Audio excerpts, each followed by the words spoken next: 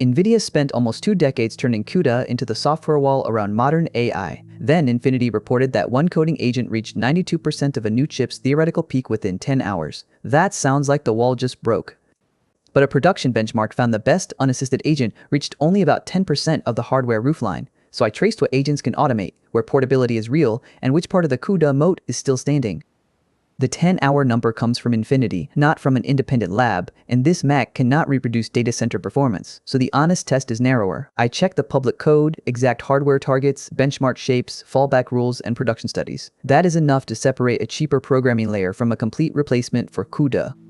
CUDA lock-in is not one language. A model calls PyTorch. PyTorch reaches CUDA libraries. Those libraries select kernels tuned for a specific Nvidia architecture. Around that path sit compilers, profilers, debuggers, documentation, and years of known behavior. Moving the model means rebuilding confidence across the whole chain, not translating one file. Agents attack the labor inside that chain. Infinity describes a loop that writes a kernel, runs it on real hardware, measures the result, and rewrites the slow parts. That matters because the rare skill is not typing a matrix multiply. It is interpreting the compiler, memory hierarchy, and profiler until the chip approaches its ceiling.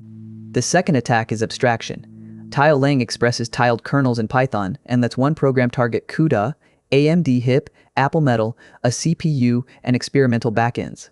The release published today reorganizes the language around shared multi-backend semantics. Our source audit found 282 Python examples, including dedicated AMD path. But portable source is not portable performance. The same Tile Lang documentation warns that hardware-specific instructions and optimizations still depend on the selected architecture.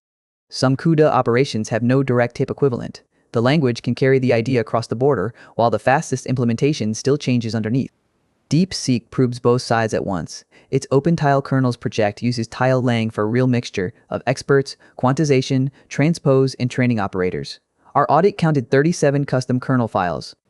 Yet the current package requires an Nvidia SM90 or SM100 GPU and CUDA 13.1. The abstraction is portable. This production drop is not. Now the harder wall. Atrex-Bench sampled 30 operators and 440 shapes from production inference traces. The repository ships separate AMD and Nvidia environments, so this puzzle set is not limited to CUDA. Across 6 frontier coding agents, the best unassisted model reached roughly 10% of the hardware roofline. Even that pass rate needs inspection. The Atrex authors found that part of the apparent success came from PyTorch fallbacks, not kernels the model actually wrote. A fallback can return the right answer and satisfy a harness while contributing nothing to a new chip's software stack. Green is not the same as generated. FastKernels raises the bar again. It compares agents with hardened operators used by production inference systems, not a slow, eager baseline.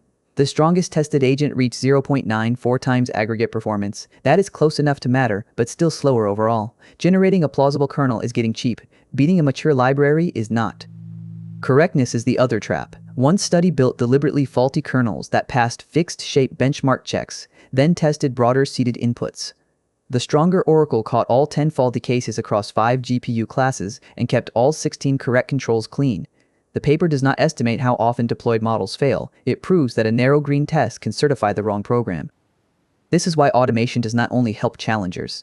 Nvidia engineers also use coding agents for research, implementation, tests, and performance work. Nvidia even teaches specialized agents to optimize CUDA. If everyone gets faster, the Incumbent can automate against the largest library base, deepest tooling, and widest pool of production feedback. So who wins first? Chip startups gain a credible path from bare silicon to usable inference. AMD gains help moving workloads beyond CUDA. Developers gain a higher level language and less dependence on a tiny pool of kernel experts. But every gain is largest for bounded operators with clear tests, representative shapes, and hardware feedback. The scorecard is no longer CUDA versus one replacement. CUDA leads on mature libraries, tools, and production confidence.